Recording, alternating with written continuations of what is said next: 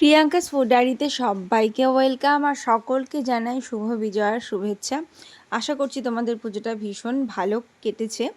আর আজকে আমি এমন একটা রেসিপি শেয়ার করব যেটা খায়নি এমন লোক কিন্তু খুব কমই পাওয়া যাবে। চিকেন পকোড়া, খুব ইজি নাম, কিন্তু এই পকোড়াটা কিন্তু বিভিন্ন রকমভাবে বানানো যায়। তার মধ্যে থেকে আমি একরকমভাবে আজকে বানাবো।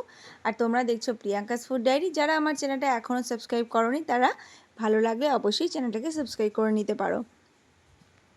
এখানে আমি বোনলেস চিকেন নিয়েছি, সেটাকে খুব ভালো করে জল ঝরিয়ে নিয়েছি ধুয়ে। এরপর দিয়ে দিলাম আমি 2 চামচ ভিনিগার, আদা রসুন আর কাঁচা লঙ্কা বাটা, লাল লঙ্কার গুঁড়ো, জিরের গুঁড়ো, আর দিয়ে দিয়েছি সামান্য হলুদ আর গরম মশলার গুঁড়ো। আর দিয়ে দিলাম আমি 2 চামচ এখানে soya sauce, dark soya sauce আর নুন স্বাদ অনুযায়ী। এবারে দিয়ে দিলাম অল্প সাদা তেল আর দিয়ে দিচ্ছি টক দই। টক দইটা দিলে কিন্তু পকোড়ার ভেতরটা বেশ জুসি হয়। আমি আগেও বললাম যে এটা কিন্তু এক একজন এক এক রকমভাবে বানায়, তার মধ্যে থেকে আমি একরকমভাবে বানাচ্ছি। তোমরা ট্রাই করে দেখতে পারো তোমাদের কেমন লাগে।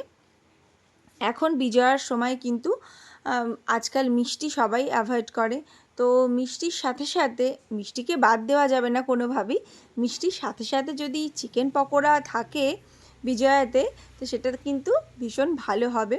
তো দেখতেই পেলে আমি তার মধ্যে কিন্তু দিয়ে দিলাম ডিম দিয়ে দিয়েছি আর কাশ্মীরি লঙ্কার গুঁড়ো দিয়েছি, সেটা দিয়ে ম্যারিনেট করে রেখেছিলাম কিছুক্ষণ।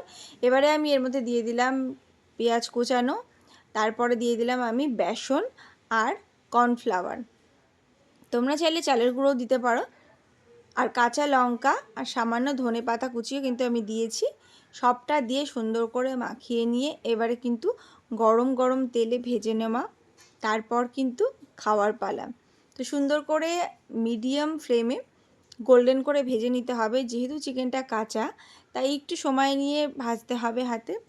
আর দ্বিতীয় কথা হচ্ছে এটাকে ম্যারিনেট করে রাখতে হবে, যাতে খুব ভালো করে চিকেনটার মধ্যে সমস্ত মশলাটা ঢুকে যায়।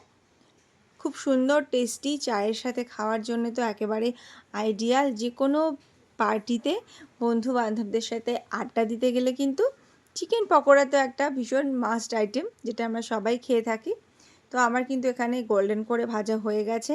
এবারে কিন্তু তোমাদের পালা এটা বাড়িতে বানিয়ে নেওয়ার এবং আমাকে জানানোর তোমাদের কেমন লাগলো রেসিপিটা ভালো লাগলে চ্যানেলটাকে সাবস্ক্রাইব করতে ভুলো না। সাথে থেকো, দেখা হবে আবার নতুন ভিডিওতে। আর ততক্ষণ পর্যন্ত ভীষণ ভালো করে আনন্দ করো আর খেতে থাকো। পুজো কেমন কাটলো অবশ্যই কিন্তু আমাকে কমেন্ট করে জানাতে ভুলো না। আমি তো চললাম এবার এর সাথে 1 কাপ চা নিয়ে জমিয়ে সন্ধ্যাবেলায় এনজয় করতে, চা আর চিকেন পকোড়া।